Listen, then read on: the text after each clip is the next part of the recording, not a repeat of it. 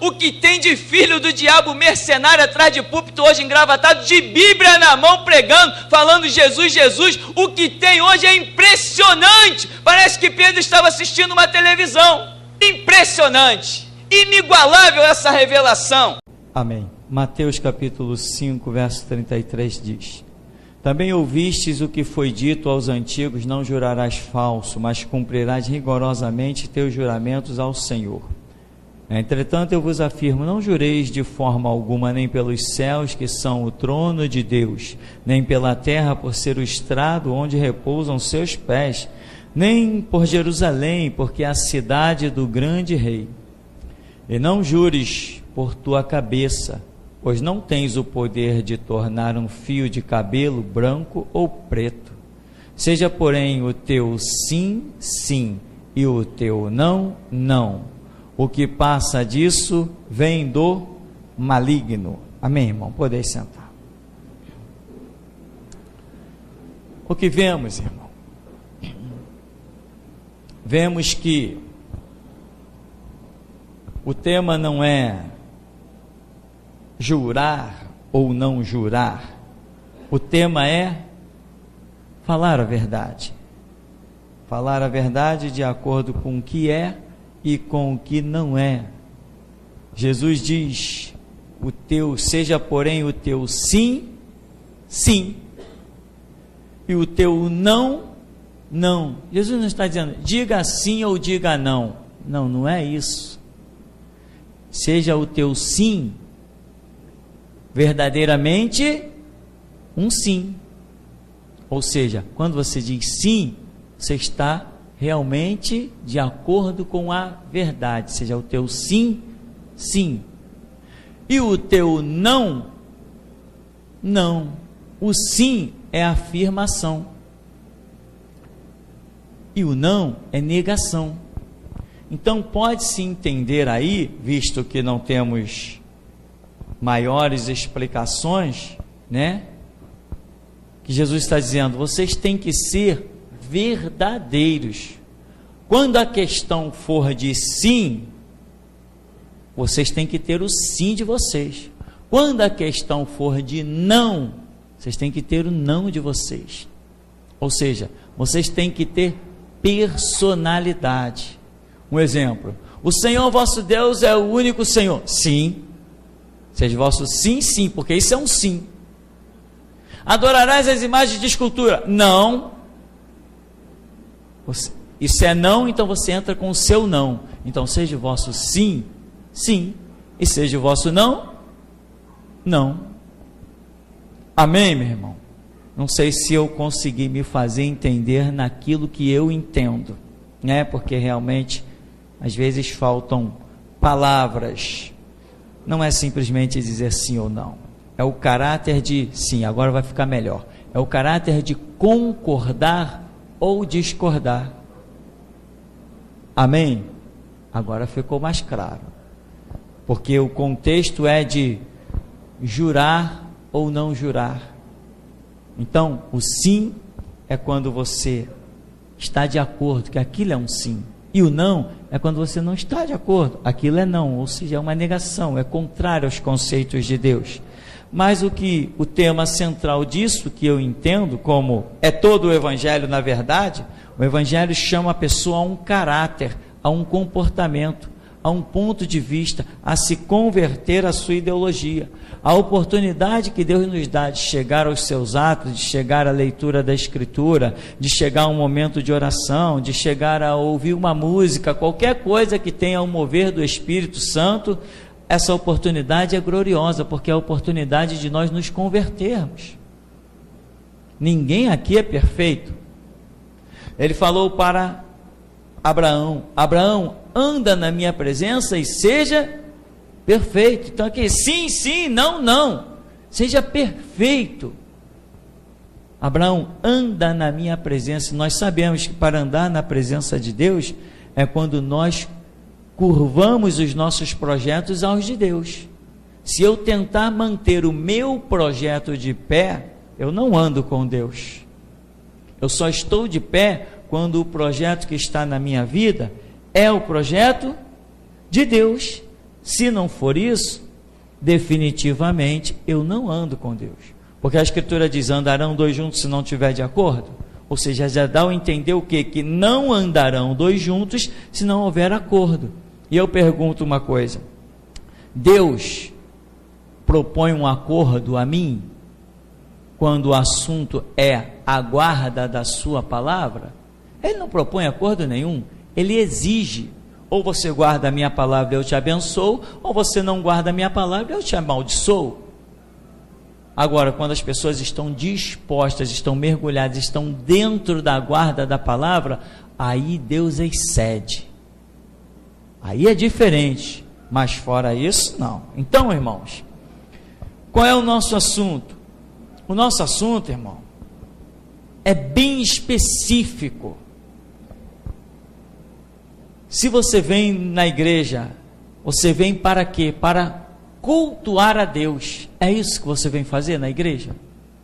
Você vem na igreja para que Deus seja engrandecido, ou você vem na igreja para que você seja engrandecido? Eu, por exemplo, vamos falar de mim.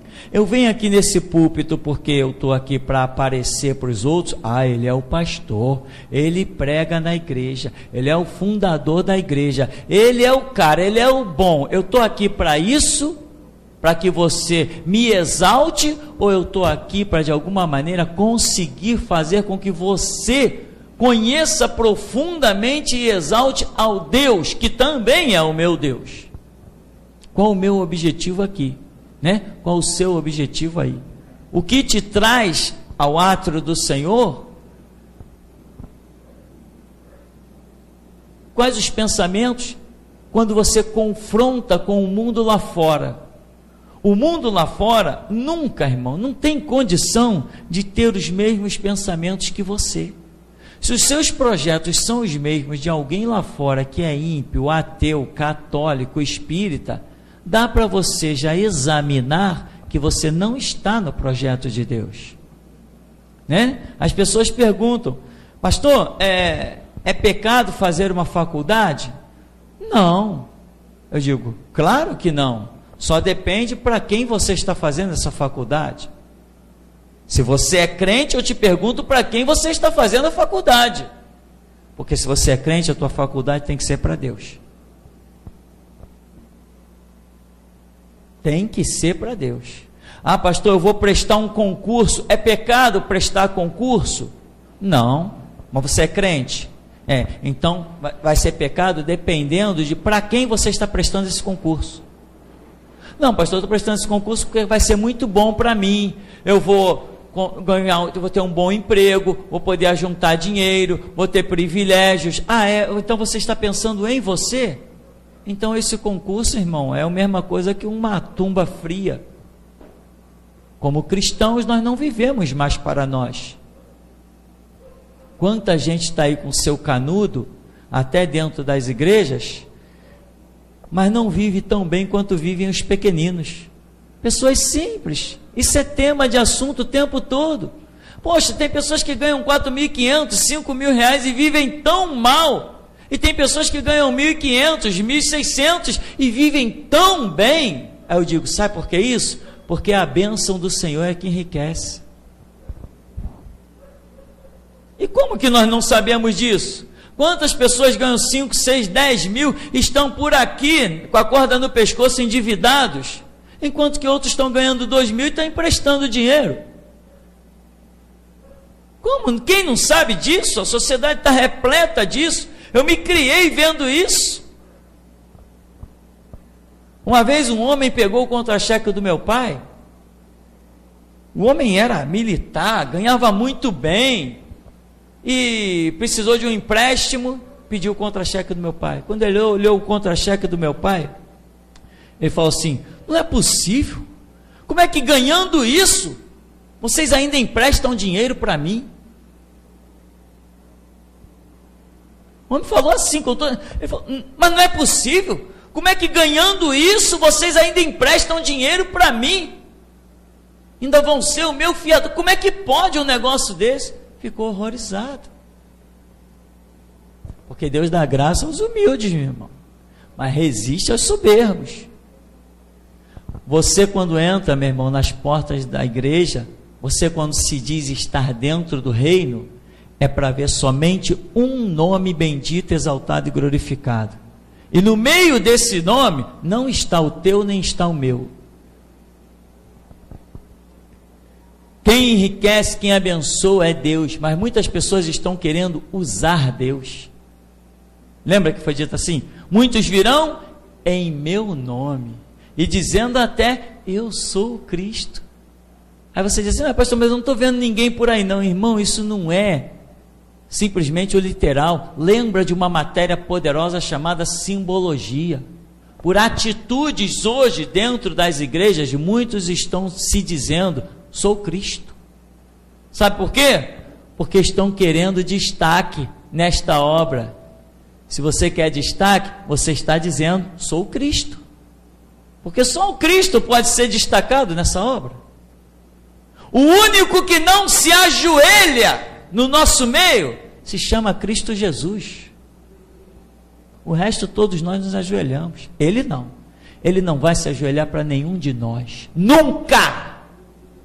Em tempo algum, nunca. Não interessa o que você faça, nem que você dê a sua cabeça na guilhotina, ele não vai se ajoelhar por você, porque muito mais que isso ele fez por você. Quando você entra na igreja, meu irmão, você não existe. Só existe o teu Deus. Então você não entra, meu irmão, no salto alto dentro da igreja, querendo destaque, querendo aparecer. Isso não leva a nada, irmão.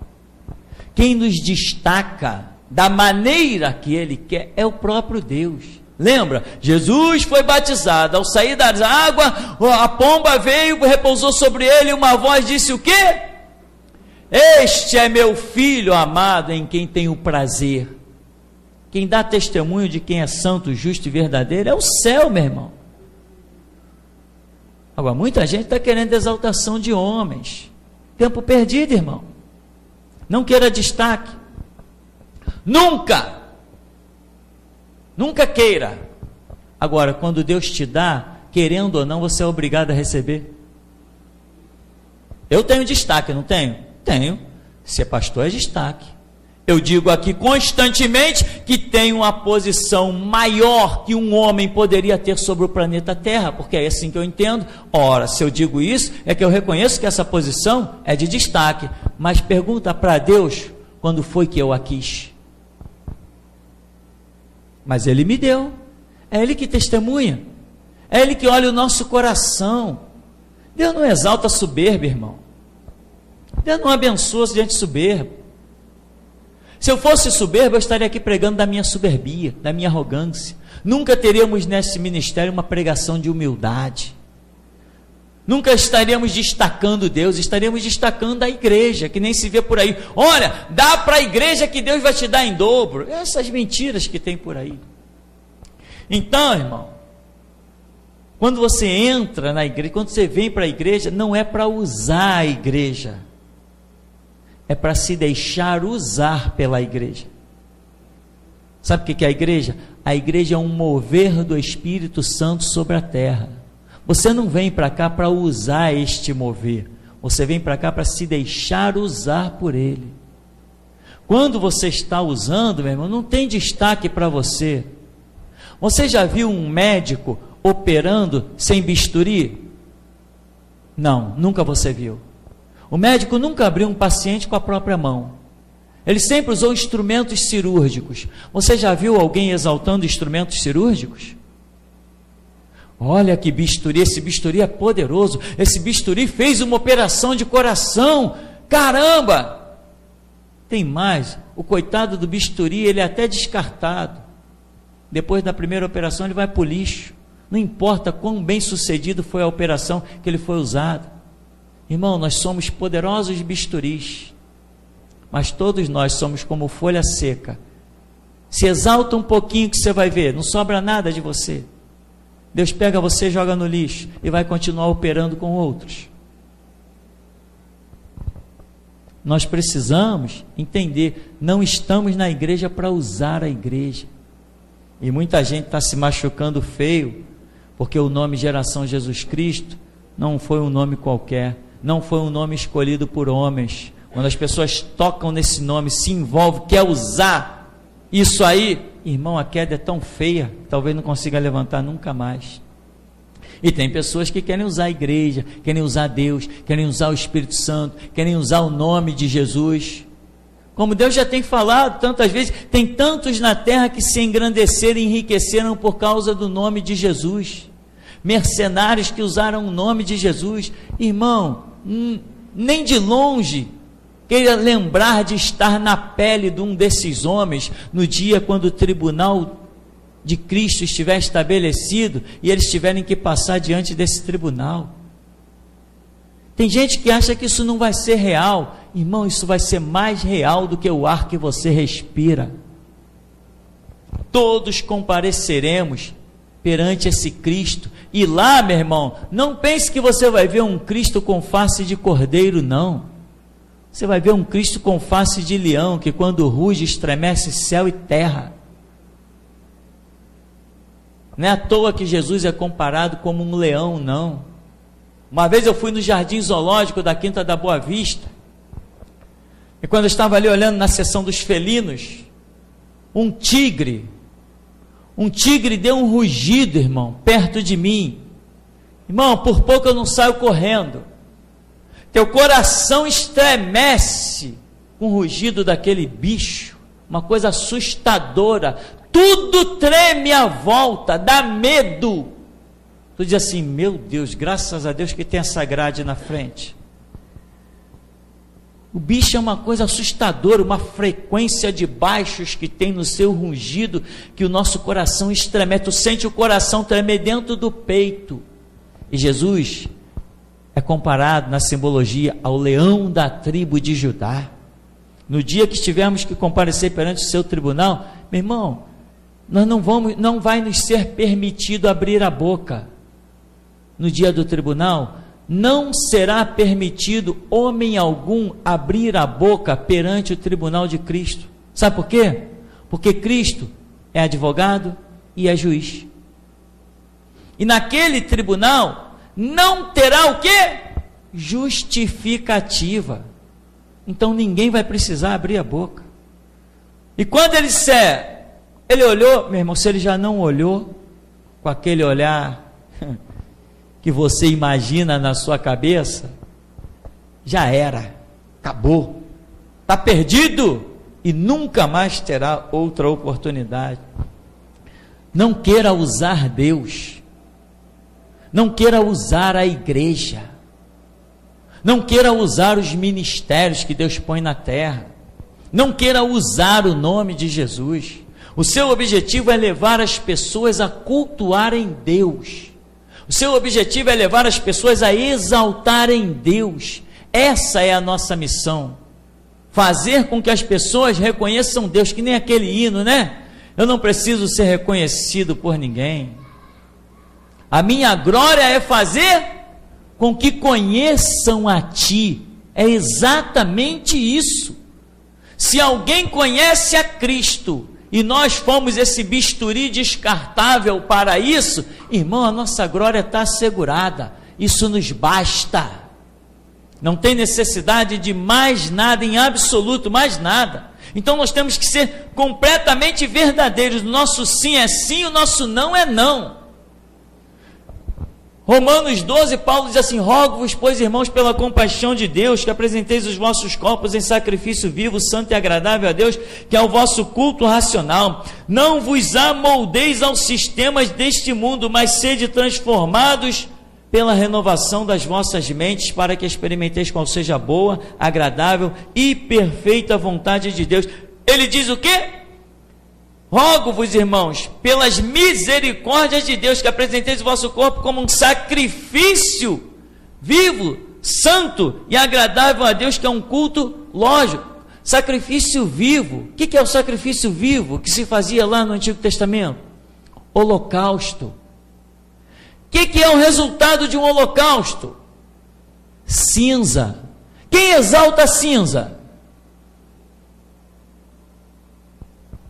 Você já viu alguém exaltando cinza?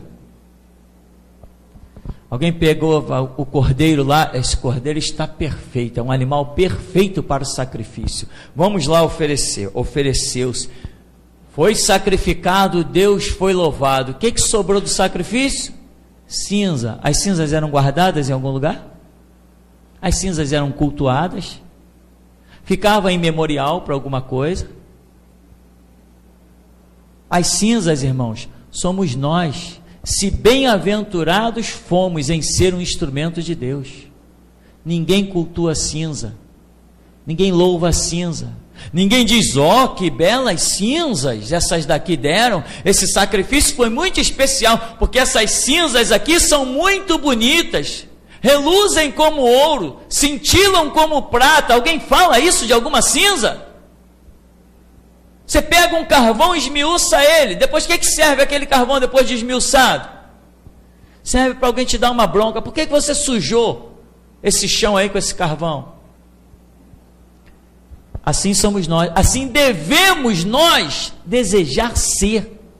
Apenas cinza. Depois de sermos oferecidos como sacrifício vivo, santo e agradável a Deus, como um holocausto, um culto racional. O que é um culto racional? Eu estou me entregando para ser consumido, reduzido a nada, mas para que Ele seja louvado e glorificado. Este é o sacrifício. Cadê o destaque do holocausto? Já acabou, meu irmão. Depois que o sacerdote ofereceu aquele holocausto, acabou-se ali, virou as costas, ninguém nunca mais tem memória daquele holocausto, exceto Deus. Amém? Então você tem que ser um holocausto reconhecido por Deus e não buscar reconhecimento dos homens. Eu te digo mais, o Espírito Santo manda te dizer, foi assim que eu triunfei. E é assim que eu sou exemplo para você. E quem te manda dizer assim a respeito de mim é o Espírito Santo, que não mente e não se engana. Quando eu estava na Batista tradicional, todo mundo queria destaque, todo mundo queria cargo. Tinha gente que quando era chamada na frente, para qualquer coisa, porque ia ter o seu nome registrado numa ata, uma porcaria de um papel, escrito com uma caneta, e se sentia o máximo. Aí depois saía dizendo ainda assim, agora pô, meu nome está na ata. Quantas vezes eu ouvi isso, meu nome está na ata. Eu quero ver o nome mesmo, quero ver você ter atitude a ponto do teu nome ser escrito naquele livro lá que Apocalipse fala. Aquela ata lá, aquela, meu irmão, aquela tem sentido. O que os homens escrevem aqui na terra, meu irmão, balela, besteira, palhaçada. Entende? Aí ia para a reunião dos jovens. Aí tinha um monte de sábio, irmão, dentro da reunião. Quando eu cheguei na igreja batista, irmão, da Gamboa, igreja tradicional, tinha um monte de gente sábia, um monte de gente instruída, para não dizer o contrário, um monte de gente com doutorado. Eram filhos de médicos que eram médicos, todo mundo com faculdade, todo mundo se sentindo com as suas formações. Só que quando eu cheguei na igreja, a primeira coisa que eu fiz foi comprar uma Bíblia. Os antigos da igreja estavam todos muito bem sucedidos, fazendo suas faculdades, passando em concurso do Banco do Brasil, da Caixa Econômica, passando em concurso para oficial das Forças Armadas, e eles achavam aquilo o máximo. E eu estava lá com a minha Bíbliazinha. Quando era a reunião dos jovens, lá no segundo andar, né, ou terceiro, não lembro, tinha a reunião dos jovens, eles abriam a boca para falar, eles eram os líderes. Na brecha que era dada, que eles passavam a palavra para um dos jovens falar alguma coisa, alguém tem alguma coisa a dizer? Ele dizia assim, eu observei um negócio aqui na Escritura, observei isso, todo mundo, como é que eu nunca vi isso? Tem coisas que não se vê, meu irmão, com orgulho. Tem coisas que só se consegue ver com a humildade. E Deus foi me projetando.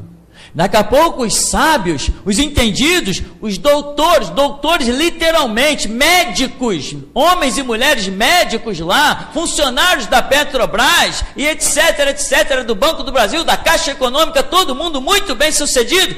Quando o pastor não ia na igreja, os médicos, os bem-sucedidos ficavam no banco. E eu ia pregar. E quando eu pregava, eles diziam assim: caramba, nunca ouvi uma coisa dessa.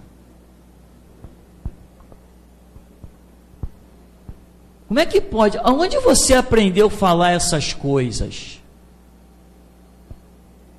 E você, irmão, aonde você vai aprender a falar as coisas?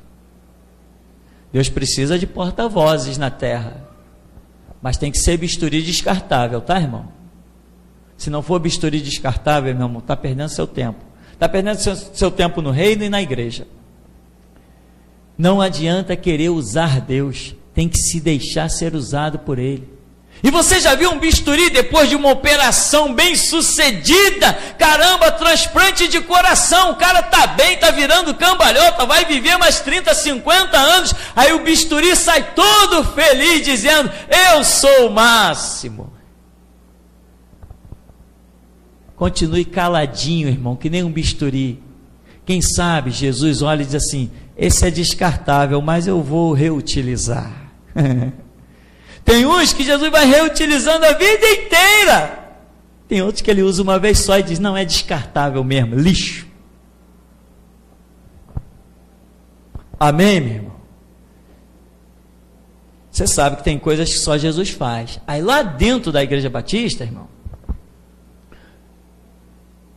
eles, quando ouvia as pregações, que o pastor não podia ir, e pedia para eu pregar. Com 6 meses de igreja, eu já estava pregando na igreja. Enquanto que eles nunca subiram atrás daquele púlpito. Sabe por quê? Porque é Jesus quem dá testemunho daquele que lhe serve. E eles achavam aquilo um destaque absoluto.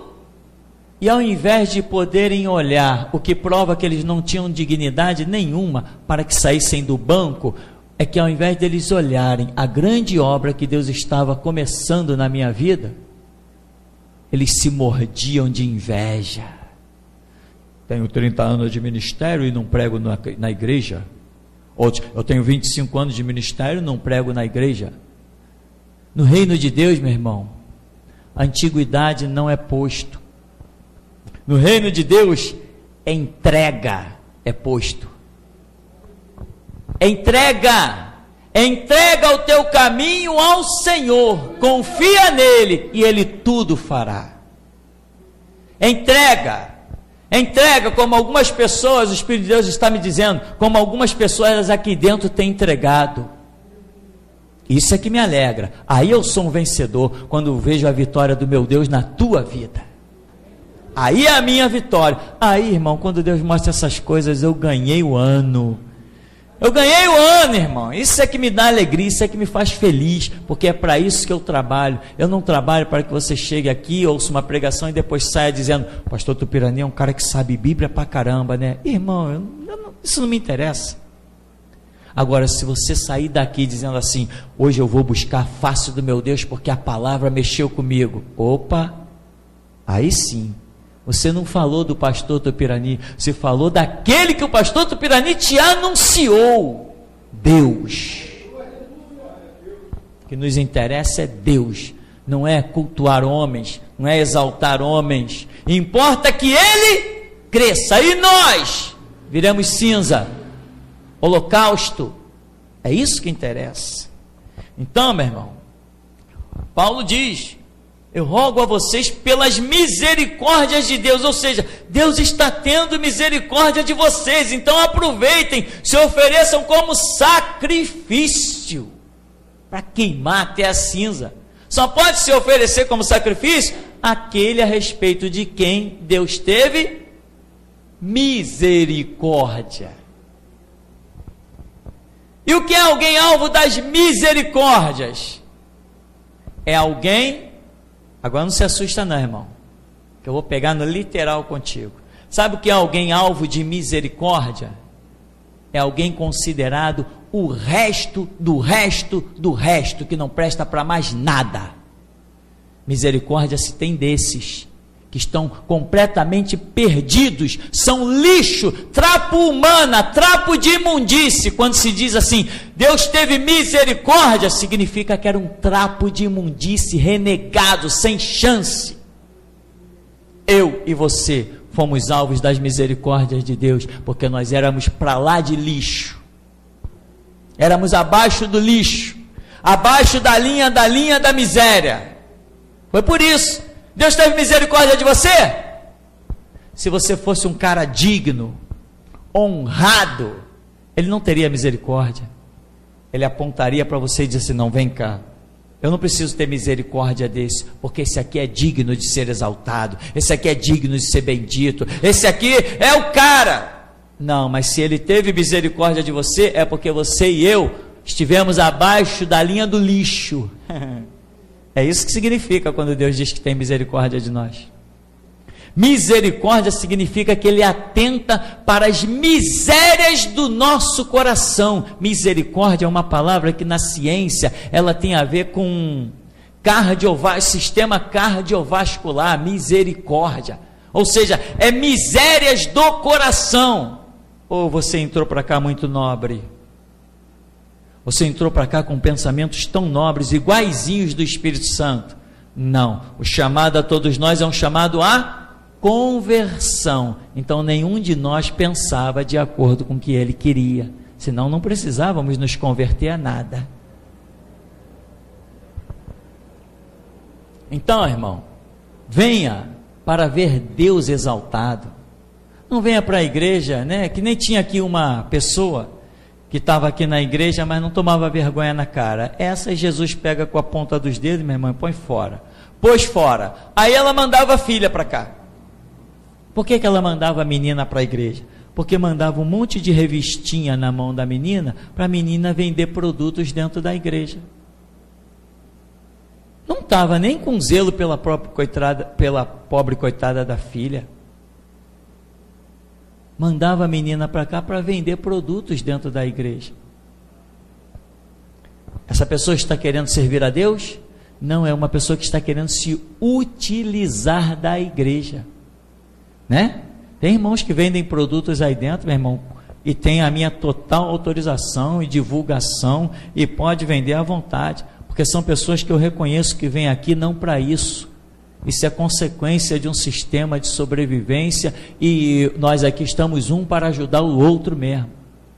Mas são pessoas que têm Deus em primeiro lugar, porque Deus mostra todas as coisas, então nós permitimos fazer as coisas aqui dentro, né? Permitimos, não a simplesmente permitir, nós oramos e Deus permite, porque nós mesmos não temos autoridade total nesse lugar. Esse lugar, quem edificou ele foi Deus, e Ele é que dita as regras para esse lugar. Irmão, quando eu saí da igreja tradicional e fui para a igreja renovada, eu nunca tive nenhum espaço na igreja, quando Deus me levou para lá. O espaço era do namorado da filha do pastor, o espaço era do outro que já era genro do pastor, era assim, aquela coisa. E, irmão, isso aí não tem problema nenhum, quando você olha na vida dessas pessoas e vê Deus. Não importa que diga, o filho do pastor assumiu o púlpito, mas peraí, quando o cara prega, a gente vê Deus na terra. Então, quem vai questionar isso?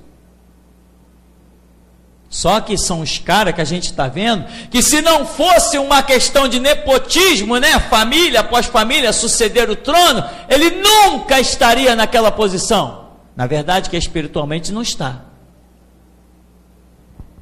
Quando eu fui lá, para Nova Jerusalém, Rua Engenho Novo, número 229, Igreja Batista Renovada. Quando eu cheguei naquele lugar, meu irmão, eu estava lá, tranquilão, sentado no meu banquinho, aí pintou o evangelismo, tinha um pastor auxiliar, eu falei, eu posso participar do evangelismo? Ajudar a distribuir um folheto na rua, essas coisas? Pode, varão, vamos lá. O camarada era gente boa, vamos lá, varão, vamos sim. Estamos precisando de gente aí. Beleza, chegávamos lá todo domingo à tarde, tinha evangelismo, nos trens, nas praças, em morros que se passava, era mais comum nos trens e nas praças, nas estações de trem. Daqui a pouco, irmão, quem era o principal pregador de dentro dos trens, das praças e das ruas? Era eu, principal pregador. Todo o grupo, antigos e homens de Deus, abençoados, graças a Deus, mas eles se admiravam comigo. Eles diziam, como é que tu prega? Tu tem uma mensagem com princípio, meio e fim, no tempo certinho. Quando eles diziam assim, olha, está vindo o trem lá, eu dizia, tá, e continuava pregando, e a mensagem se encerrava perfeitamente, sempre na hora que o trem está abrindo as portas para a gente entrar, e eles ficavam todos assustados, e eu? Então nem se fala. Princípio, meio e fim, eles diziam, caramba, como é que você consegue fazer isso? Eu disse, não faço nada, eu apenas estou abrindo a boca. Ficava todo mundo assustado. Quando eu estive numa igreja auxiliando na Praça da Bandeira, o pastor que comandava o evangelismo encontrou com o pastor da Praça da Bandeira. E ele falou assim para o pastor da Praça da Bandeira, olha, eu soube que vocês estão com um homem lá, um varão chamado Tupi, né? Eu conheço aquele homem. Pode ter certeza de uma coisa, aquilo ali é homem aprovado. Sabe por quê, meu irmão? Porque muita gente está querendo destaque de homens, mas eu te afirmo, quem dá destaque a homens é Deus, quando esse verdadeiramente o serve. Você tem que discernir o teu coração. Deus não está aqui para abençoar os teus projetos e os meus são tudo lixo. Ele não entra em planos feitos por mãos humanas, nem debilóides como eu e você. Ou nós nos enquadramos no seu projeto ou estamos fora. Destaque, meu irmão, destaque só cabe a um, aquele que é santo, santo, santo eternamente, digno de honra, glória, louvor e adoração, coroado de glória e majestade.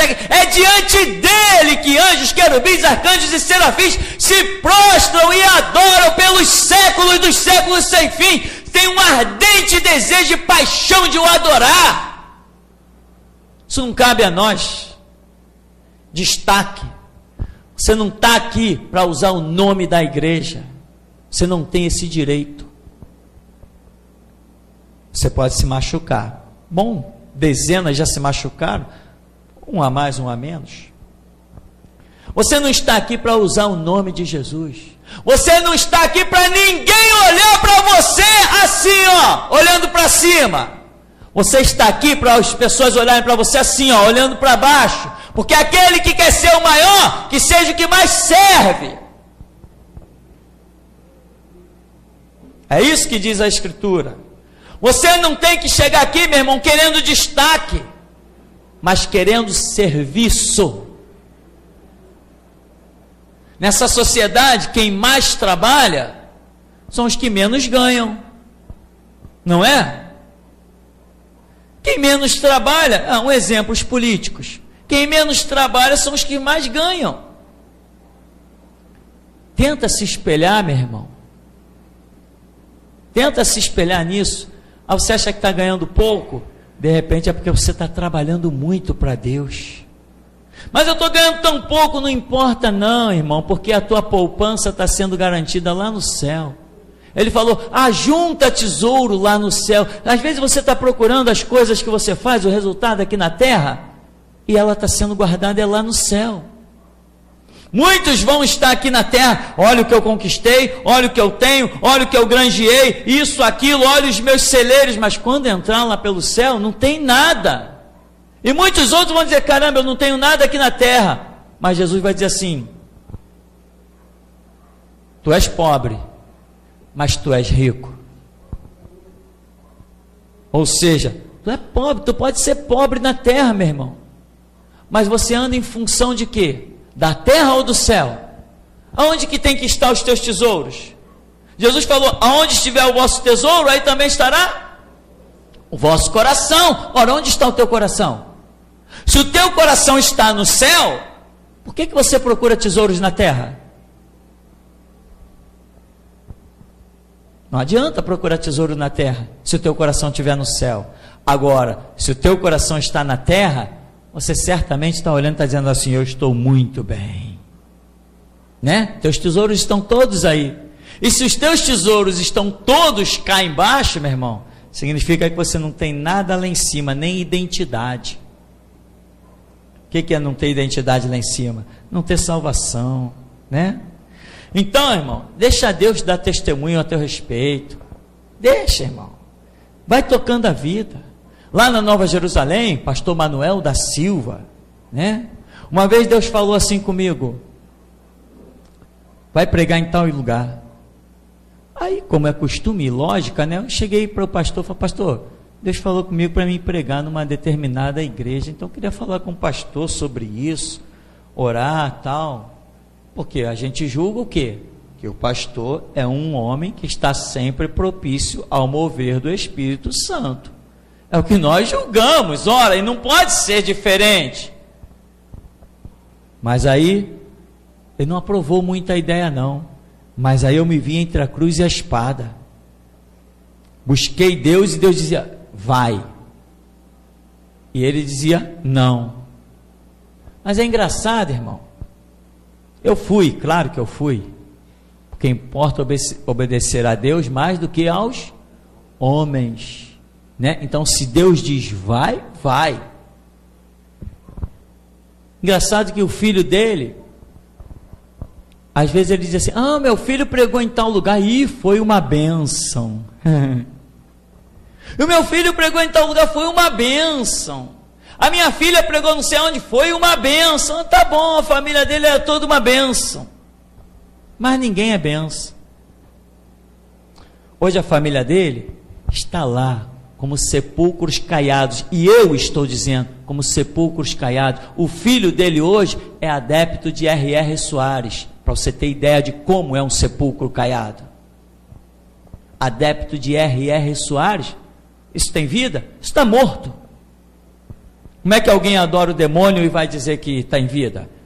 Quem acha que R.R. Soares tem uma bela visão e se torna discípulo seu, isso não é homem de Deus. Enquanto isso, irmão, nós com esse ministério já atravessamos todas as fronteiras, já tivemos mensagens baixadas até do Alasca. Quando foi a última vez que você ouviu falar no Alasca? Até mensagens do Alasca nós já tivemos baixadas. O Alasca, lá, aquele lugar de gelo lá, em cima lá dos Estados Unidos. De tudo que atravessamos todas as fronteiras. Não tem como avaliar quantos downloads foram feitos das nossas mensagens. Ultrapassa milhões de cópias feitas das nossas mensagens. Só um curto espaço de tempo que uma vez começamos a contar, tinha um contador, e nós tínhamos lá registrado mais de 100 mil, isso há anos atrás, hoje são milhões. Ia pregar na praça, Deus se manifestava. Ia para os vagões de trem, Deus se manifestava. Ia para o metrô, Deus se manifestava. Para tudo que era lugar que eu pisava e abria a minha boca, Deus se manifestava. E era Deus dando testemunho da minha vida para todo mundo. E muitos que queriam exaltação e destaque estão até hoje no banco.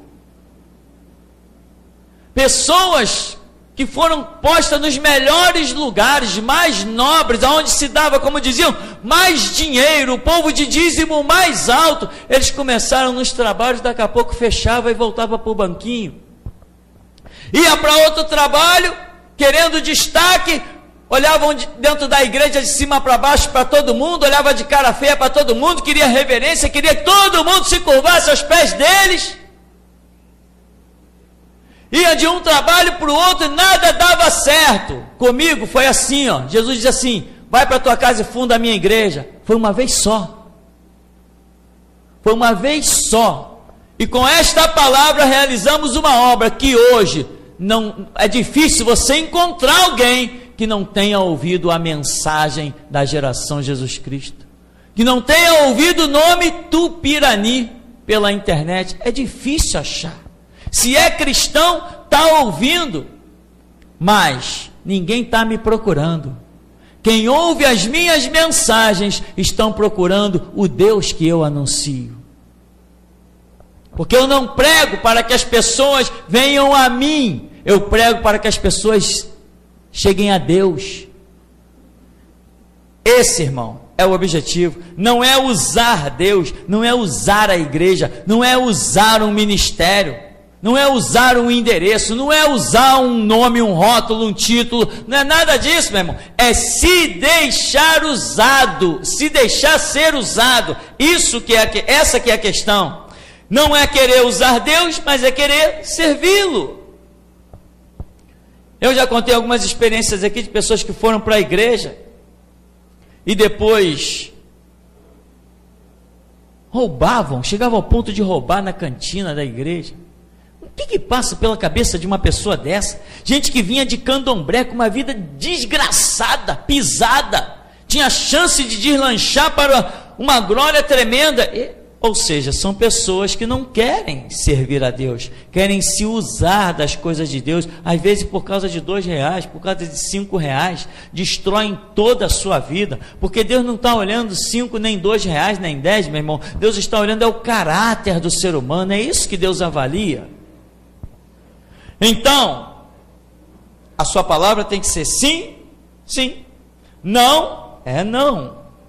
E Paulo diz: caros irmãos, eu rogo pelas misericórdias de Deus, que apresenteis o vosso corpo como um sacrifício vivo, santo e agradável a Deus, que é o vosso culto racional. Aí diz assim, e não vos amoldeis, não vos conformeis ao sistema deste mundo, mas sede transformados pela renovação da vossa mente, para que experimenteis qual seja a boa, agradável e perfeita vontade de Deus. Ora, você acha que foi uma coisa gloriosa pessoas morrerem pelo nome de Jesus?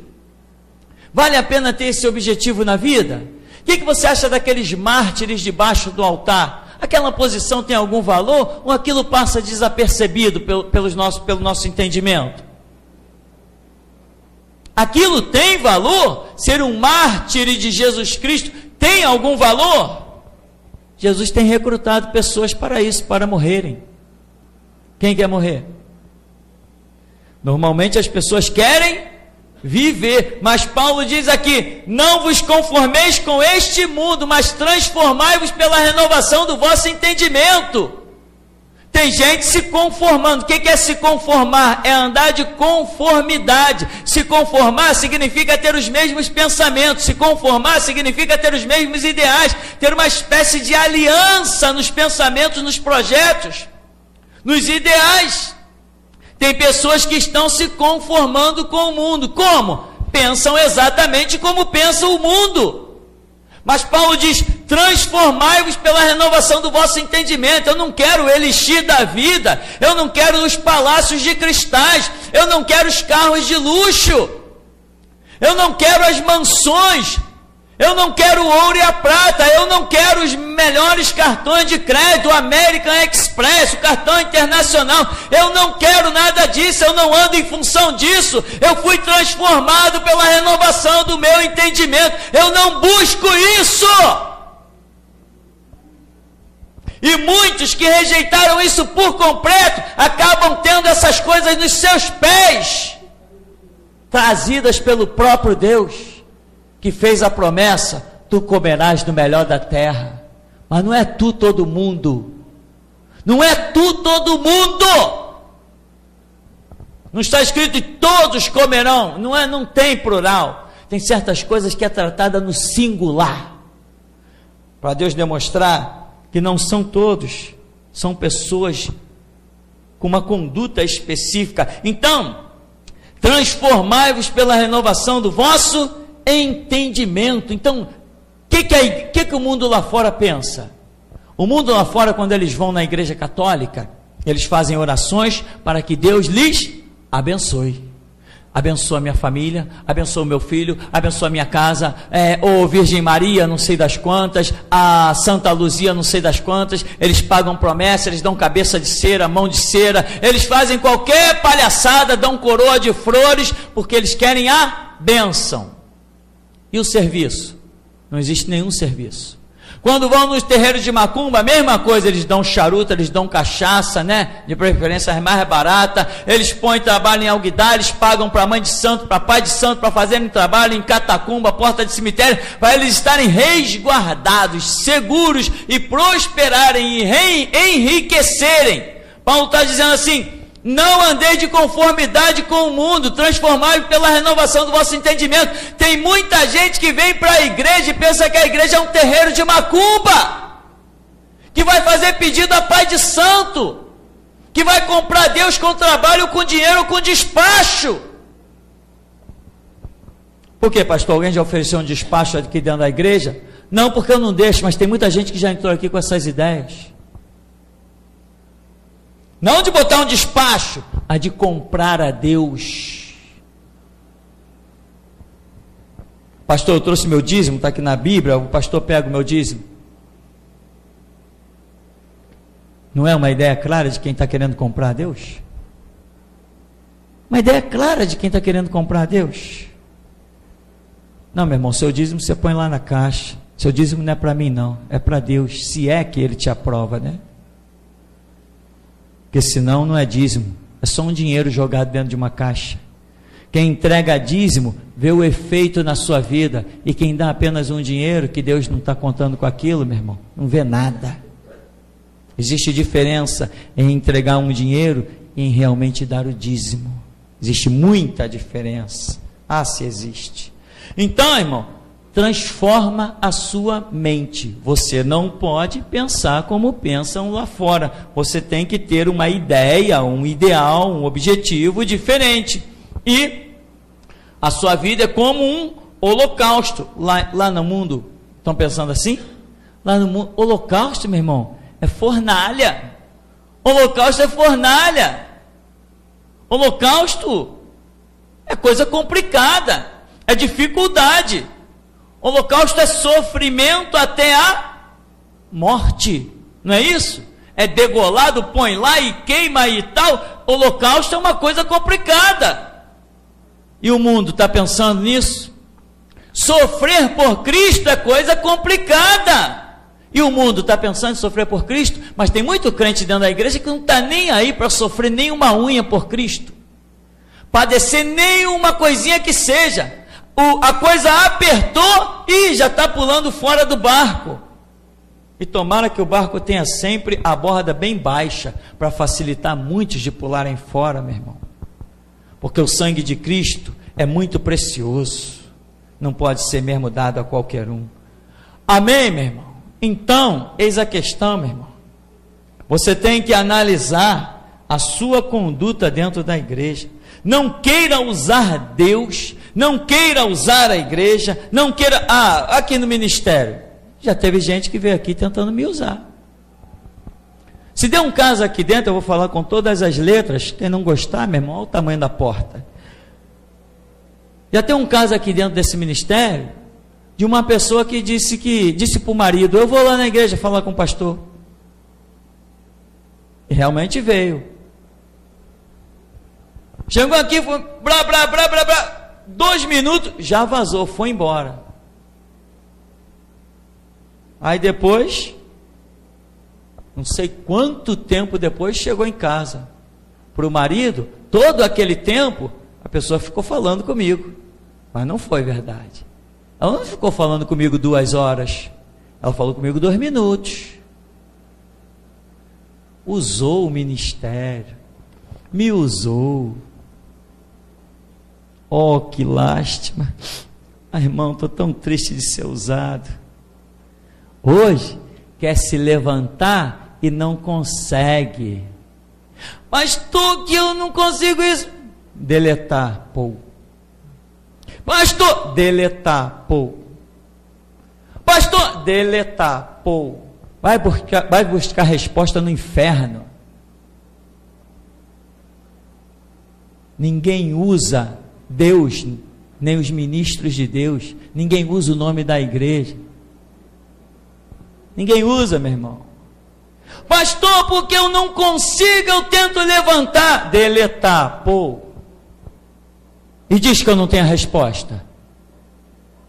Se tenho. Mas se ela tiver que ouvir dos meus lábios, não vai ouvir nunca. Vai viver de migalha mesmo. Nunca mais vai ter vida espiritual para aprender que Jesus Cristo não é palhaço e os seus servos muito menos, porque ele se identifica com os seus servos. Saulo, Saulo, por que tu me persegues? Amém, meu irmão? Não use a igreja, meu irmão. Não use a igreja. A tua vontade não vai influenciar nesse púlpito. É esse púlpito que influencia na tua vontade. Se você quiser ver alguma coisa acontecer dentro da igreja, não venha me trazer as tuas ideias. Entrega elas para Deus. Se Deus aprovar a tua ideia, Ele vai dar ela para mim também. Mas a tua ideia não me interessa. Aqui o lema é ditadura. Eu influencio na tua vida, mas você não influencia na minha. Eu sou teu irmão mais velho. Eu estou num cargo acima de você. Eu sou sacerdote, você não é. Pastor, que Deus falou comigo, eu tive um sonho, eu tive uma visão. O pastor tem sonhos? Não. O pastor tem visões? Não. Pastor, então eu sou mais espiritual. Não é não, porque eu sou sacerdote. E tudo que você sonha e tem visão é por causa do meu ministério. Sem meu ministério você nunca foi sonhador, nem nunca teve visão nenhuma. Já ouviu isso, irmão? Não gostou? Mede quantos metros tem essa porta aí, que a partir de amanhã eu vou dizer, eu já sei, 4,5 metros.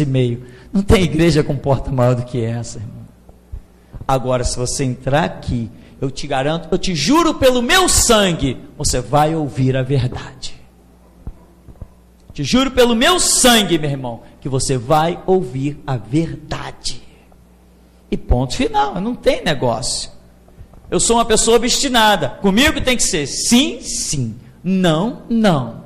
Abraão, anda na minha presença e ser perfeito. Se Deus disse ser perfeito, significa que podemos ser perfeito, porque Deus nunca exigiu de alguém algo impossível. Então podemos ser perfeito. Para começar a ser perfeito, a primeira coisa gloriosa que nós devemos fazer é deixar de lado o orgulho de querer aparecer e querer destaque. Muita gente, eu tenho um sonho, aí investe no seu sonho. Aí aquilo prospera. Aí depois, Deus viu como Deus estava comigo? É mesmo, Deus estava também com Ike Batista, estava com a turma do PT, que eu nunca vi gente para prosperar que nem eles. Eles tinham um sonho de entrar para a política e roubaram. O PT roubou trilhões. Depois que o PT entrou para o poder, eu não sei nem falar o número de dinheiro que eles roubaram, eu nem sei falar aquilo, ultrapassa quintilhão, eu não sei nem falar aquele negócio. Eles prosperaram tanto, e Deus não está com eles, ou está? Deus está com quem tem dinheiro? Assim são os sonhos de muitos crentes, que não aprenderam a deixar o seu sonho quietinho, mas não, eles querem dizer, está vendo? Eu prosperei. Muitos querem dizer isso, eu prosperei, e não sabem o que é o correto. O correto, meu irmão, é quando você pode bater no peito e dizer, Deus me fez prosperar. Isso é que é a verdade. Deus me fez prosperar. Eu prosperei? Eu prosperei, não tem Deus, mas Deus me fez prosperar, aí tem Deus.